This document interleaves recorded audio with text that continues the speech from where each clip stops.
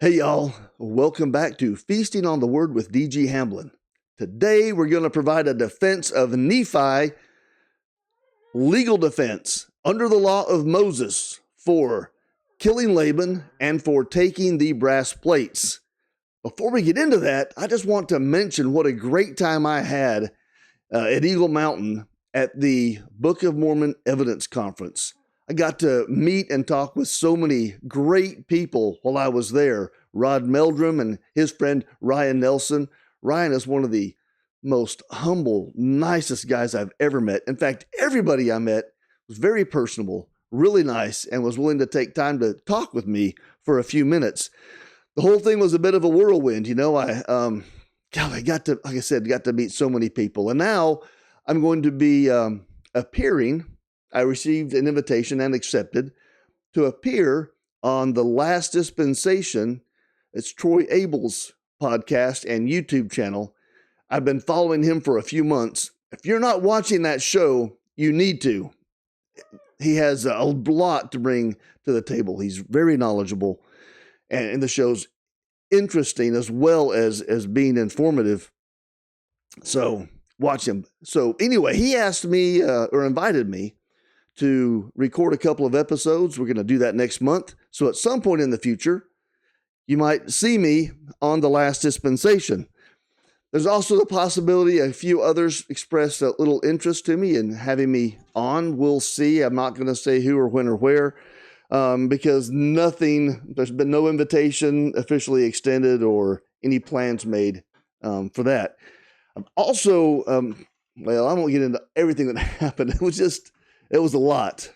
I also got to meet Jonah Barnes from Ward Radio, and I bought his book, The Key to the Keystone, and I've started reading it.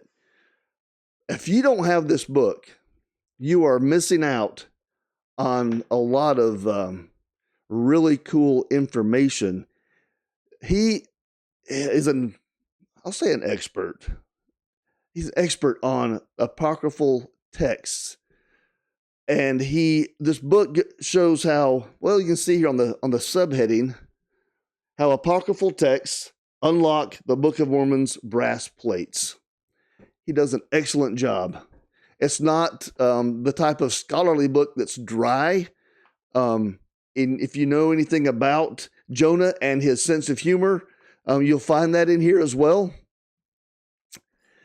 Reading this, as I started to read it, that's what brought back to my memory Nephi and him obtaining the brass plates. I won't say debated. I've had discussions in the past with people who have tried to tell me that Nephi was a thief and or a murderer and or that he was justified in those simply because God told him to. Now, was he justified? Absolutely. He was justified under the law of Moses, and the Lord made sure that he had legal justification for what he did. And I want to get into that.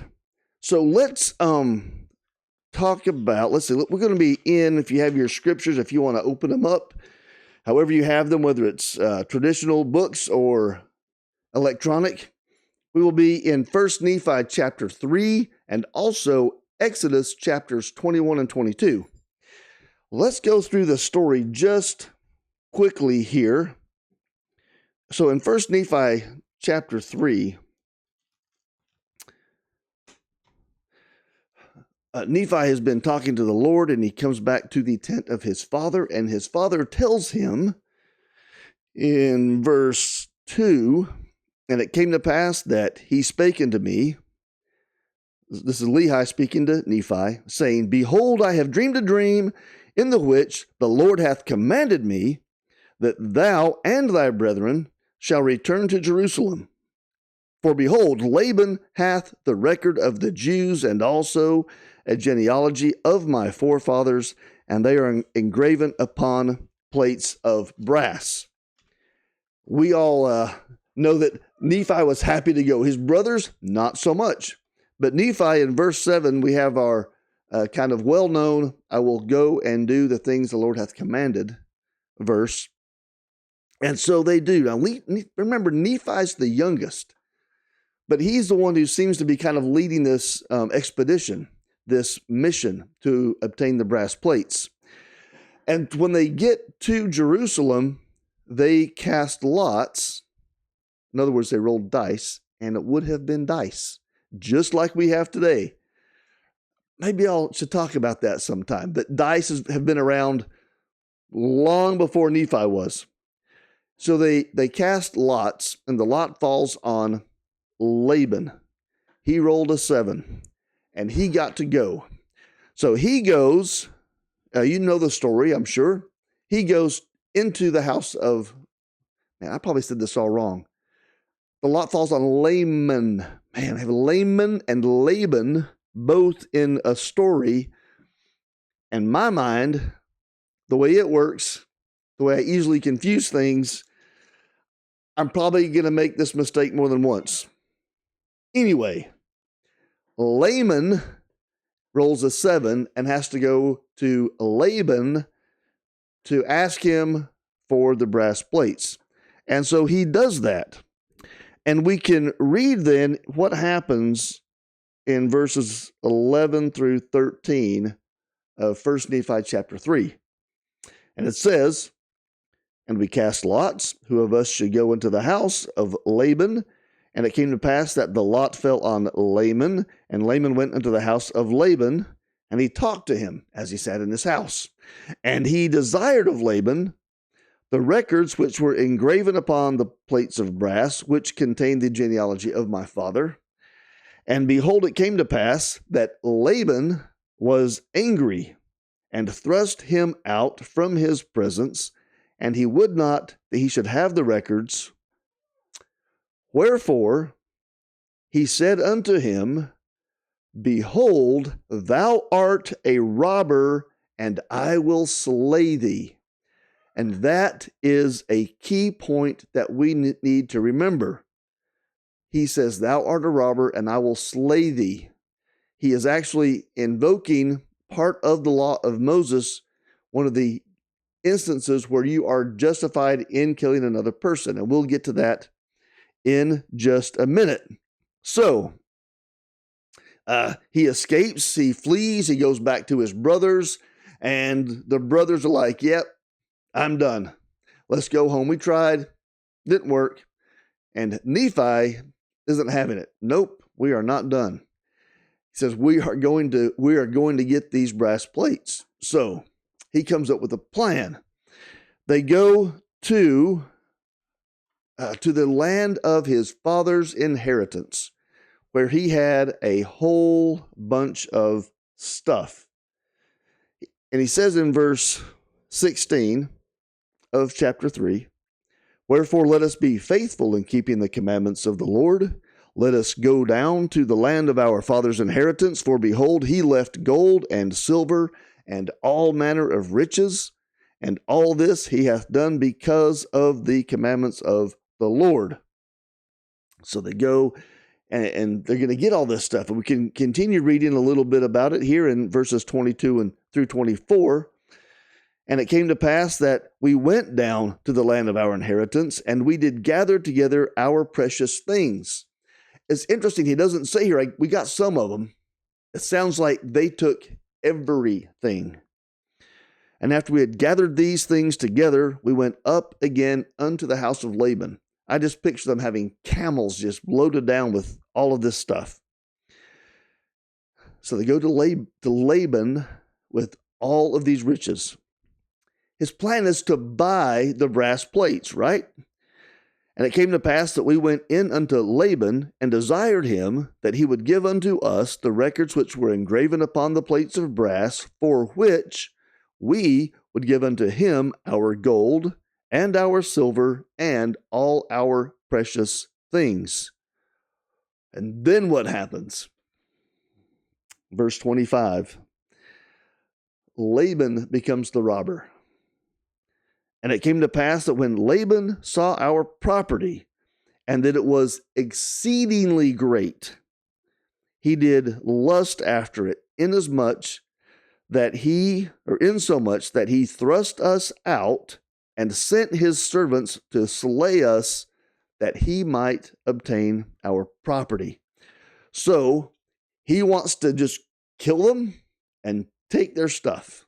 So they leave, they flee, they leave all their precious things behind, and off they go. They escape. You kind of know some of the details here. I'm sure you should know maybe all of them, but they go and they find a cave and they hide. And Laman and Lemuel are angry, and they begin to beat Nephi and Sam with a rod, it says. Now, what is a rod? Well, it wasn't not a metal pipe. It wasn't the railing off some steps. This would have been a shepherd's rod, the preferred weapon of a shepherd. And so not a sword, but it would have been like a billy club. Very hard piece of wood, maybe had a big knurled knot on one end. And you could do a lot of damage with one of these. In fact, David, the shepherd, beat a lion to death with one. So they could have easily killed Nephi and Sam. And they beat them to the point that this angel appears and calls them to repentance. And, you've got to go get these plates. You have to do it. So they are going to go. Nephi is going to go. All the brothers go at night to Jerusalem. The other three brothers hide outside the walls, and Nephi goes inside. He went not knowing beforehand what he would do, right? Being led by the Spirit. And we actually have that here in verse 6. I was led by the Spirit, not knowing beforehand the things which I should do. Nevertheless, I went forth, and as I came near unto the house of Laban, I beheld a man, and he had fallen to the earth before me, for he was drunken with wine. So Laban is passed out drunk. And when I came to him, I found that it was Laban, and I beheld his sword. He takes the sword. He starts looking at the sword of Laban. And while he's looking at the sword, the Spirit tells him, it came to pass, verse 10, that I was constrained by the Spirit that I should kill Laban. And what's Nephi's initial response? Again, this is a righteous man, a prophet, a visionary man like his father. I said in my heart, never at any time have I shed the blood of man, and I shrunk and would that I might not slay him. Now, here's a key verse. And the Spirit said unto me again, behold, the Lord hath delivered him into thy hands. Yea, and I also knew that he had sought to take away mine own life. So this is an enemy. This is somebody who would kill Nephi if he had a chance. And Nephi is being told specifically by the Spirit that the Lord has delivered him into your hands. That is key. Part of the law of Moses. So he said, I knew he had sought to take away my life, and he also had taken away our property. He was a robber, right?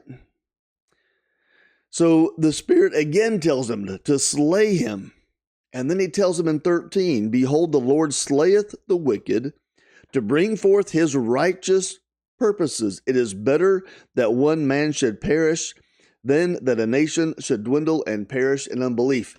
And Nephi understands that they need the brass plates and why. And then we in verse 17, once again, and again, I knew that the Lord had delivered Laban into my hands for this cause, that I might obtain the records according to his commandments. Therefore, in verse 18, therefore I did obey the voice of the Spirit. And I took Laban by the hair of his head, and I smote off his head with his own sword. So he kills Laban. he is justified in killing Laban. And what happens after that? He puts on Laban's clothes. He goes toward the treasury of Laban. He meets Zoram, the servant, on the way there. Zoram thinks this is Laban. He tells him, hey, let's go open the treasury. Let's get the brass plates. They get them. They go together outside of the city to Nephi's brothers. Nephi's brothers, Laman, Lemuel, and Sam, they see what they think is Laban and Laban's servant. They take off. Nephi calls to them. They stop. They come back. Now Zoram is scared. He grabs hold of Zoram. They make a pledge, and off they go back to camp, back to their father's tent, and they will continue their journey. And a place is made for them to escape to. And I'm kind of getting ahead of myself. All right, back up. Let's go now over into Exodus.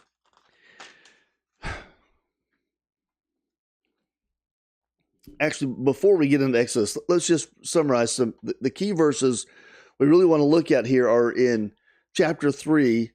We have 13 and 25 in chapter 3, and in chapter 4, we've got 11 and 17 are very key. And we want to view those verses in light of the law of Moses. So, in Exodus, chapters 21 and 22, we have here an explanation of certain types of crimes, things that you could do, you shouldn't do, what's the punishment for them. And in these two chapters, they tend to revolve around either taking a person's life, or if you hurt them, what the punishment might be, or also theft. Now,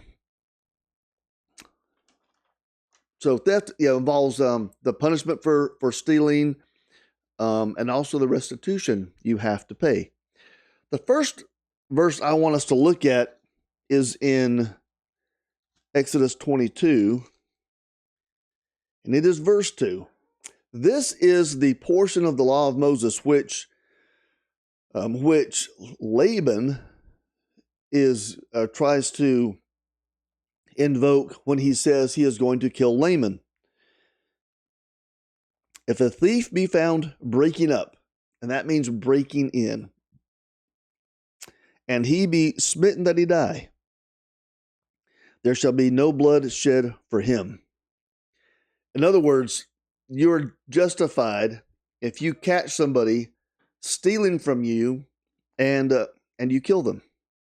Again, Laban was going to invoke this, calling Laman a robber. But we know Laman escapes. So then what happens? The brothers return with all their stuff.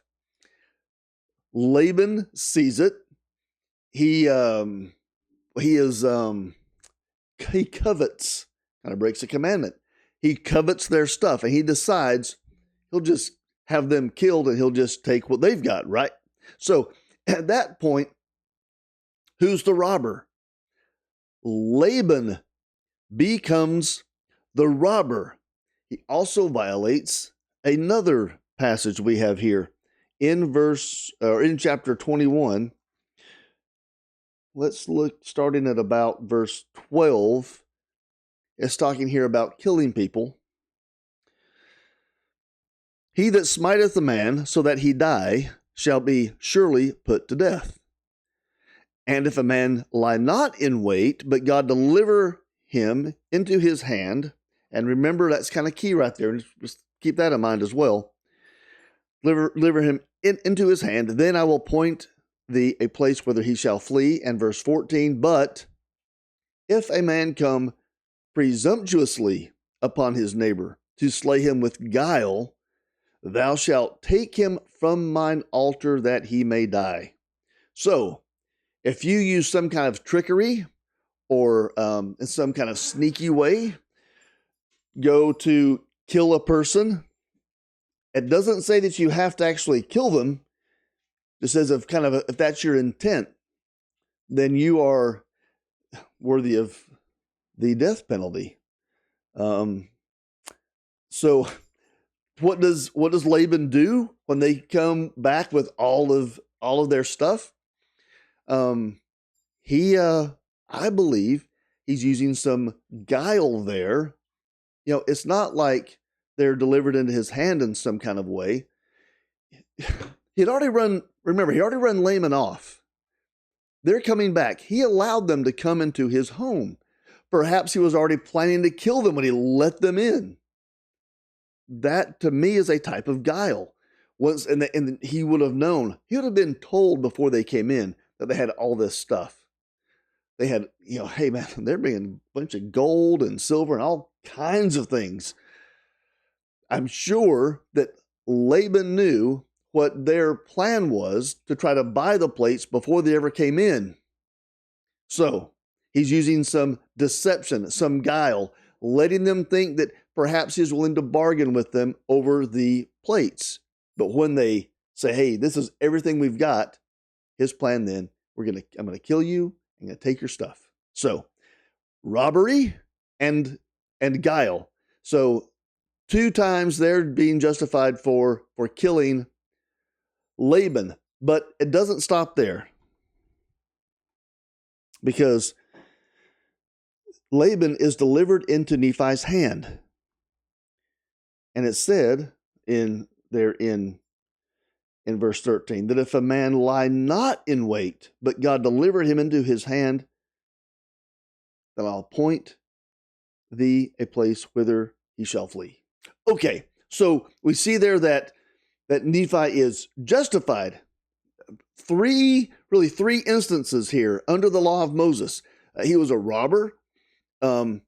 He had used guile to try to kill them, to take their stuff, and then the Lord delivered him into Nephi's hand. So Nephi's completely justified. Okay, now what about taking the brass plates? Well, Laban still owed restitution. Even though his life has been taken, he still owes the restitution for their stuff. It doesn't give them their stuff back. In fact, they can't get their stuff back, right? I'm sure there's no way that Nephi could have carried all that out. But he didn't want his stuff back. And it doesn't say it doesn't say in the law of Moses, if you have it, you give it back. It says you have to pay double. Okay.